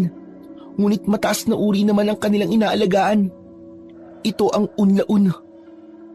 Isang uri po ng sigbin na kaya pong higupin ang lakas ng kaluluwa ng isang engkanto, maging ng tao po. Ito ba ang dahilan kung bakit ang pinapatay lang nila ay ang mga kagaya naming barumbado at matatapang? Opo, para mas madagdagan po ang lakas nila. Mabangis po ang mga kurkor. At mas brutal sila kung lumapastangan ng katawan ng kanilang mga biktima. Grupo-grupo po sila kapag umaatake po sila. Hindi sila palaging malakas. Ano ang kahinaan ng aswang na kurkor? Puno rin po ng gumamela, ngunit kulay puti po ang bulaklak. Teka, wala namang kaming nakikitang kulay puting bulaklak dito. Wala po talaga rito. Dahil nasa loob po yun ng bakuran ni Kapitan Ingo. Marahil nakita niyo po yun bago po kayo nakapasok dito. Hindi niyo lang po siguro maalala. Ibig sabihin, aswang din ang kapitan ng baryong ito? Opo, siya po ang pinuno at tagapangalaga ng proteksyon. Grabe, hindi ako makapaniwalang si Kapitan Ingo ang pinuno ng mga aswang. Hindi nga siya lumaban sa akin nung hinamon ko siya ng duelo. Patahi-tahimik lang po siya. Pero malupit po siya, maniwala po kayo. Marami na po siyang pinatay at lahat po ng kanyang mga nagiging biktima ay mga dayong tricycle driver na napapadpad lang po dito. Siya nga pala. Anong kailangan namin gawin sa gumamelang iniingatan ni Kapitan Ingo? Kailangan niyo pong putulin gamit ang palakol. Puputulin niyo po ang pinanggagalingan ng bangis ng mga aswang na kurkor. Sa mga natuklasan namin mula sa iyo, ibig sabihin marami na talaga silang nabiktima. Opo, lahat po ng nakakapasok na tricycle dito, nasisira po ang kanilang sasakyan. Kaya mapipilitan po silang pumasok dito. Yun, tsaka po sila pinapatay. Paano nangyari yun? Kapag hindi po kayo taga rito, kusang masisira po ang tricycle nyo. Kasama yun sa proteksyon ng mga kurkor. Yun po ang nangyari kay tatay bago po kami pumasok sa lugar na ito. Kung wala ka ng pamilya, Ato, isasama ka namin sa pag-alis namin dito ni tatay. Hindi namin nahahayaan na manatili ka sa ganitong klaseng lugar. Pero bago yun, uubusin muna namin ni tatay ang mga kurkor dito. Tama, putulin ang dapat na putulin. Ato, kailangan namin ng tulong mo. Nakahanda po akong tumulong sa inyo dahil kabisado ko po ang pasikot-sikot sa baryong to. Pero hindi po basta-basta ang mga kalaban ninyo. Hindi rin kami basta-basta, Ato. Kapag malakas ang kalaban, kailangan ng tamang taktika. Unti-unti natin silang aatakihin para mabawasan ang kanilang puwersa. Sang-ayon ako sa sinabi mo, anak. Bago po yun, unahin niyo pong putulin ng kulay puting gumamela para po magkaroon ulit ng bisa ang inyong suot na medalyon. Tanging ang may suot lang ng medalyon ng 7 arkanghel ang makakalupig po sa kanila. At unang hakbang, sirain po ang proteksyon.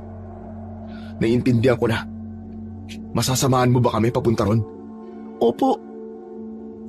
Maingat namin pinagplanuhan ang aming mga gagawin. Maya-maya pa ay merong dinukot na bagay si Ato sa ilalim ng katre nito.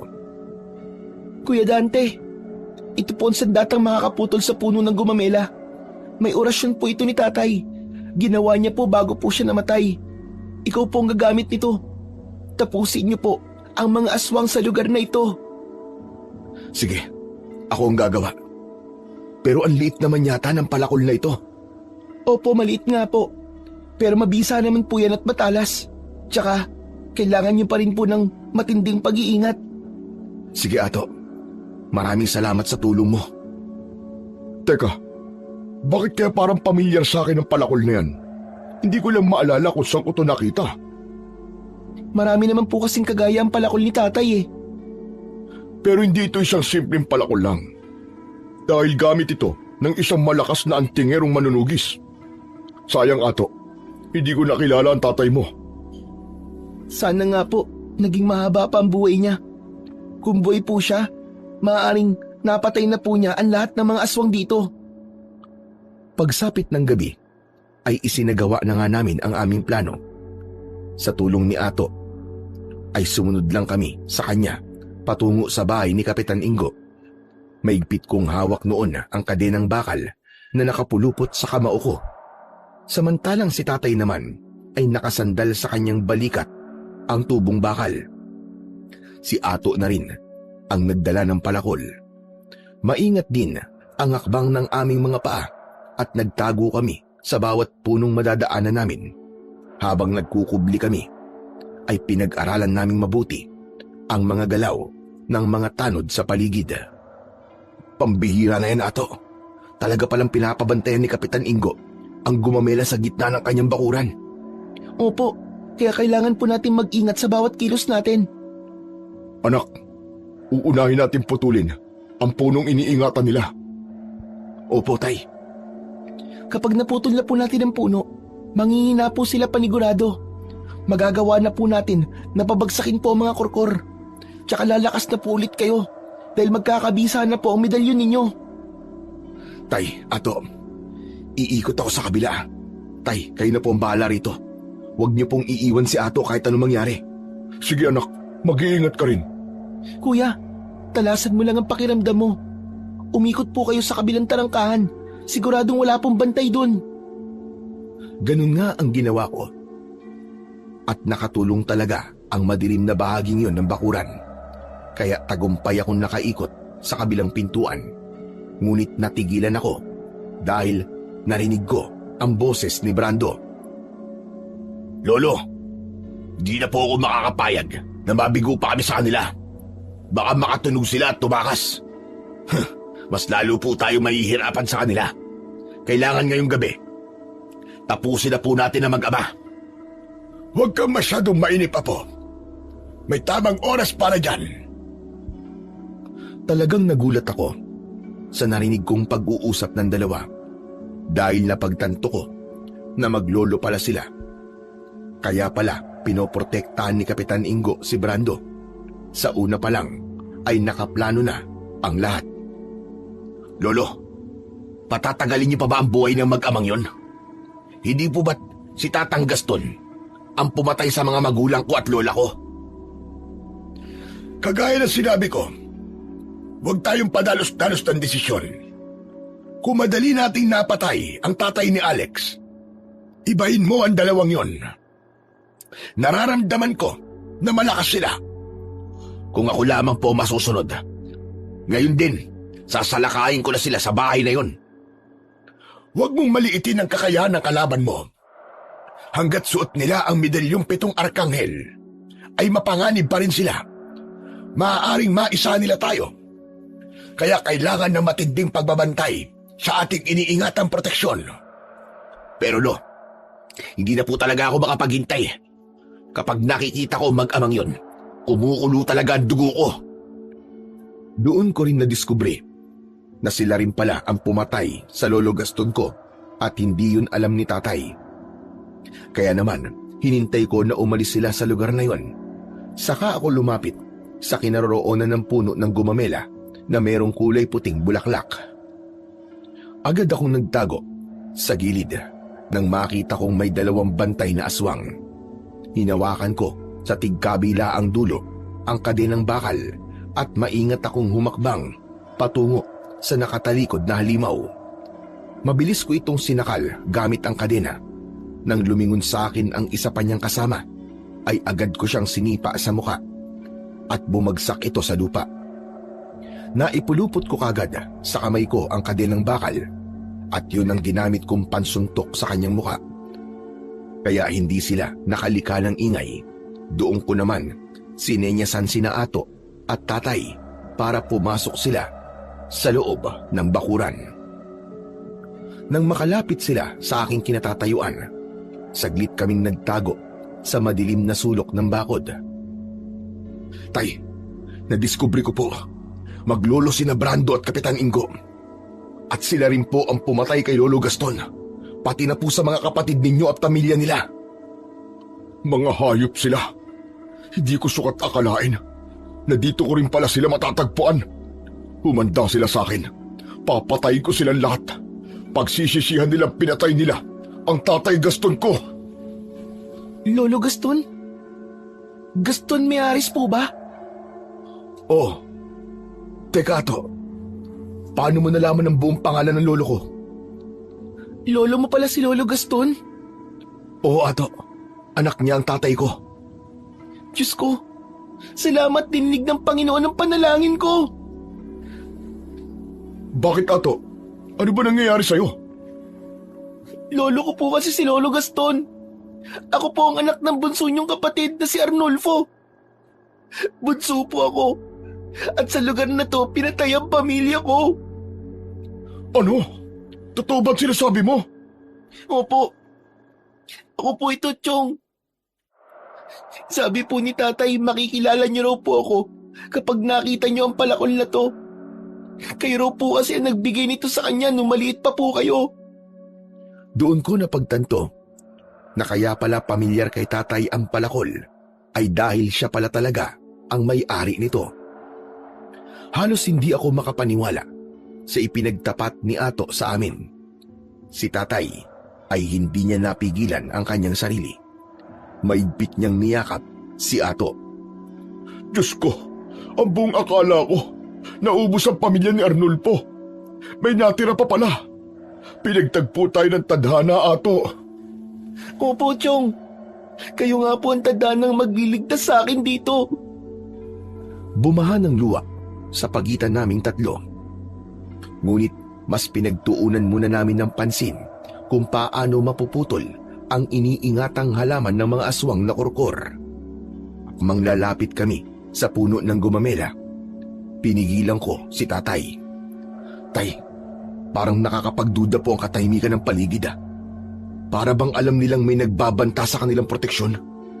Kuya Dante, dalawa lang po talaga ang iniiwan nilang bantay sa puno dahil umaalis sila para maganap ng mabibiktima. Ang kailangan lang po natin gawin ngayon ay maunahan po sila. Tama si Ato, anak. Malakas ang kutob kung pupunta sila sa bahay natin. Hindi po sila titigil hanggat hindi po nila kayo napapatay. Kailangan bago po sila makarating sa bahay at malaman na wala tayo ron, naputol na po natin ang gumamelang yun. Tama si Ato, anak. Kaya kumilos ka na. Sige na, putulin mo na ang gumamela. Iniabot sa akin ni Tatay ang palakol na hawak ni Ato kanina. Ipinilupot ko muna sa bewang ko ang kadena. Saka ko nilapitan ang puno ng gumamela. Pagkatapos ay binayo ng palakol ang katawan nito hanggang sa tuluyan nitong bumagsak sa lupa. Putol na po. Ano na sunod natin gagawin? Hilahin niyo po palabas ng bakuran upang tuluyang mawala ang proteksyon. Pinagtulungan namin ni Tatay na ilabas ang putol na katawan ng puno ng gumamela. Saka namin naramdaman ang pag-iinit ng suot naming medalyon ng 7 arkanghel. Indikasyon na bumalik na ang bisa nito. Sabay-sabay kaming napatingin sa gawi ng mga taong pumasok sa bakuran. Hindi na kami nagulat sa biglang paglitaw nila dahil mararamdaman talaga nila na wala na ang proteksyon ng gumamela sa baryo nila. Tay, anak ng putya, napakadami po nila. Kuya Dante, isang buong komunidad sila dito. Lahat po sila ay kalaban. Diyos ko, sabay-sabay na silang nagpalit ng anyo. Umalingaw-ngaw ang kanilang pag-angil na may tunog na kurkor. Nagkagulo ang mga ito habang ang kanilang malapot na laway ay tumutulo sa labis na galit. Walang hiya. Naisakad tayo na mag-ama. Naputol nila ang ating iniingatang proteksyon. Lolo, tinulungan sila ni Ato. traidor siya sa lahi natin. Nagkakamali kayo! Dahil kahit kailan, hindi niyo ako kahuri! Mahina ang isip nyo. Naisaan kayo ng pamangking ko. Anong ibig mo sabihin? Ang simple lang naman ang sinabi ko. Pamangking ko si Ato. Hindi. Paanong nangyari yun? Mga mahihina. Isang bata lang pala ang makakaisa sa inyo. Inutil kang kapitan. Ano pang hinihintay nyo? Sugod mga alagad ko. Patayin silang lahat! Tuluyan na nga kaming kinuyog ng mga aswang na kurkur. Ngunit sa pagkakataon yun, ay may angking lakas na kami, kaya nahirapan sila sa pag-atake sa amin. Lolo, masyado po sila malakas. Hindi ko sila kaya. Hindi natapos ni Brando ang kanyang sasabihin dahil napuluputan na ito ng aking kadena sa kanyang leeg. Ang init! Bakit ang init ng kadenang ito? Nasasaktan ako! Dahil sa medalyon ng 7 arkanghel, lahat ng sandatang hahawakan namin ni tatay ay kamatayan ang magiging epekto sa inyo. Brando, apo ko! Lumaban ka! Tao lang sila! Wala silang lakas laban sa atin! Nagkakamali ka, tanda! Dahil ang kagaya ko, ang papatay sa apo mo! Lolo, ang init! Napapaso ang leg ko! Tulungan mo ako! Hindi ko na hinintay na makalapit pa si Kapitan Ingo sa akin para tulungan si Brando. Buong lakas kong hinila ang kadena at tumalsik ang ulo nito sa ere at bumagsak sa lupa. Gumulong-gulong pa yon sa paanan na matanda habang ang katawan nito ay bumagsak sa lupa. Hindi! Hindi maaari! Ang apo ko! Pinatay mo ang apo ko, hayop ka! Walang hiya ka! Magbabayad ka! Aatake sana sa akin si Kapitan Ingo. Ngunit sinalubong siya ng palo ni tatay gamit ang tubo. Tinamaan ito sa muka, kaya bumagsak ito sa lupa. Para lamang nag-baseball si tatay sa kanyang posisyon at nang bumagsak ang kalaban ay walang awa nitong pinagpapapalo ang ulo ng aswang na kurkur na si Kapitan Ingo. Hindi pa nasiyahan si tatay. Binayo niya ng paulit-ulit ang leeg at dibdib nito hanggang sa sumuka ito ng dugo. Si Ato naman, gamit ang palakol, ay nakipagsabayan na rin sa ibang mga tauhan ni Kapitan Ingo. Tinulungan ko siya at hindi ako makapaniwalang mahusay rin pala siya na makipaglaban. Pinatunayan niya na kapamilya namin siya mula sa lahi ng mga antingerong manunugis. Grabe! Ang galing mo palang makipaglaban, pinsan nato! Tsamba lang po yung kuya. Nagpalitan kami ni Ato sa pakikipaglaban sa mga aswang para na lamang kaming naglalaro ng oras na yon dahil madali na sa aming pabagsakin ang mga aswang na kurkur. Talagang naglao ang lakas ng mga kurkur matapos kong masira ang kanilang proteksyon na puno ng gumamela. Nang nakita ko si tatay, dinurog na talaga niya ang katawan at buto ni Kapitan Ingo. Kasunod ng paglipol namin sa mga aswang, pinutol namin ang lahat ng mga halamang naroroon. Umingay ang buong paligid dahil sa angil ng mga kurkur na unti-unti nang binabawian ng buhay. Nang mamatay ang kanilang pinuno na si Kapitan Ingo, naglaho rin ang kulay ng paligid. Ang dating luntian ngayon ay purong itim at walang kabuhay-buhay. Nakalatag ang katawan ng mga kurkur sa lupa. Magiging abo sila pagsapit ng umaga dahil may sugat sila mula sa sandata ng taong may suot ng medalyon ng 7 arkanghel. Dong, tapos na po. Malaya na po ako. Patay na po ang mga aswang. Ang tagal ko nagtiis. Ang tagal ko naghihirap. Pero sa wakas, wala na sila. Patay na silang lahat. Nabigyan na rin po ng hustisya ang pagkamatay ng pamilya ko. Dahil yun sa tulong mo, Ato. Pinahanga mo kami. Ikaw ang pinakamatapang sa lahi ng lahat ng mga antingirong manunugis ng aswang. Oo, pinsan, totoo yun. Sa edad mong yan, ginulat mo talaga kami ni tatay sa determinasyon at katapangan mo. Pinsan, idol na kita. Bilib na bilib talaga ako sa'yo. Talagang namana mo pa ang husay ng kapatid ko pagdating sa pakikipaglaban at panggagamot. Hindi kagaya ng isa dyan. 15 taon pa bago natutunan ang paraan sa pakikipaglaban.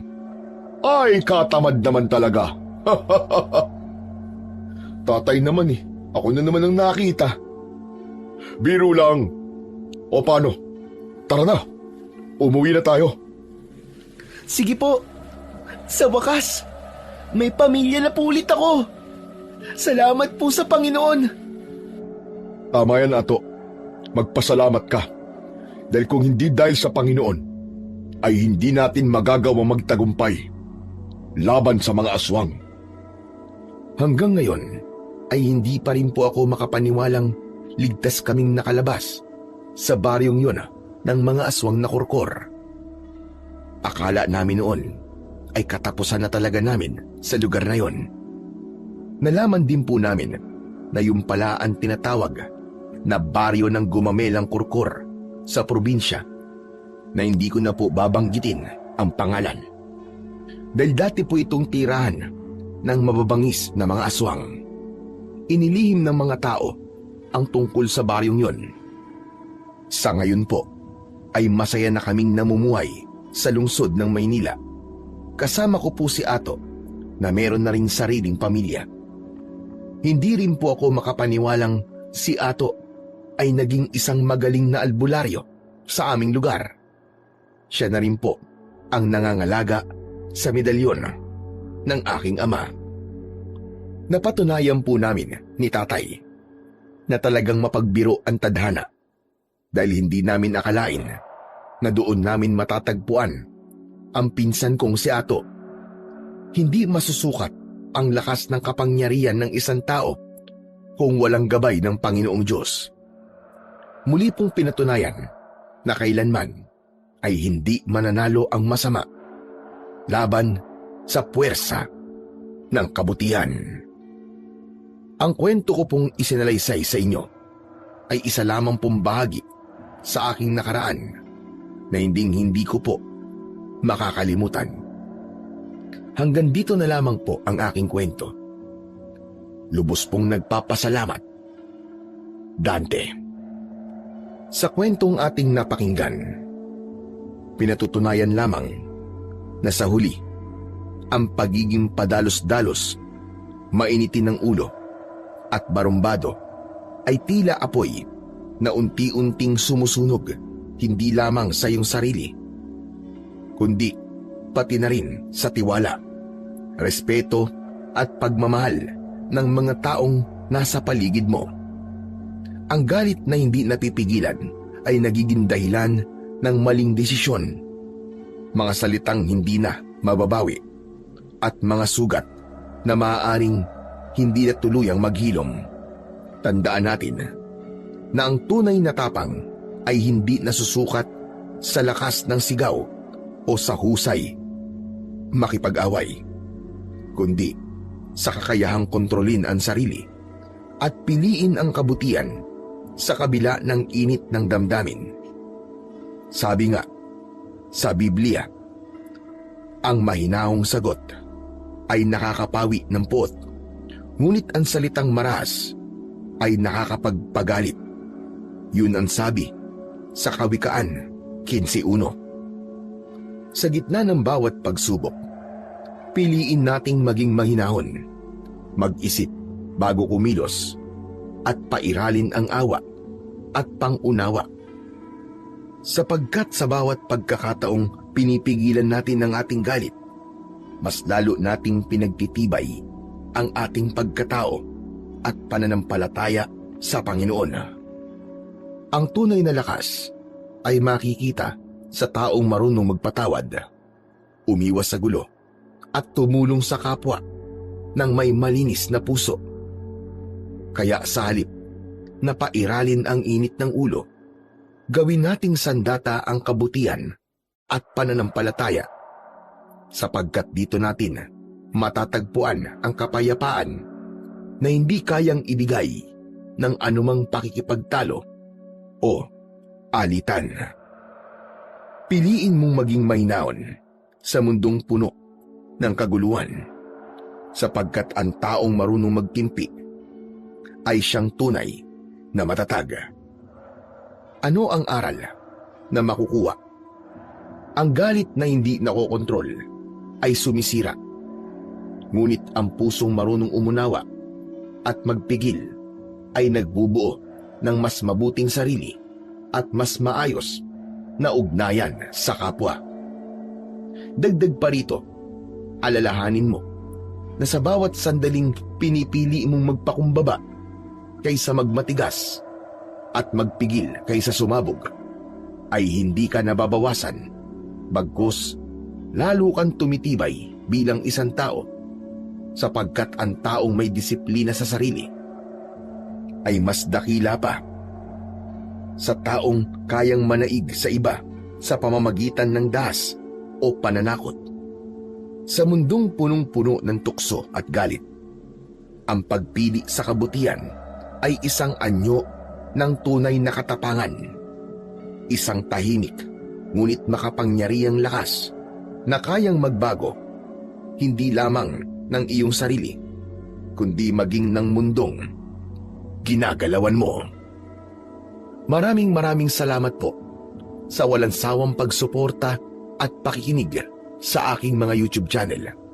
Huwag niyo rin pong kalimutang mag-subscribe at i-hit ang notification bell para sa mas marami pang makapigilininga na kwentong aswang at katatakutan mula sa mundo ng kababalaghan. Hanggang sa muli po, at pagpalain kayong lahat ng ating dakilang Diyos na siyang pinakamakapangyarihan sa lahat.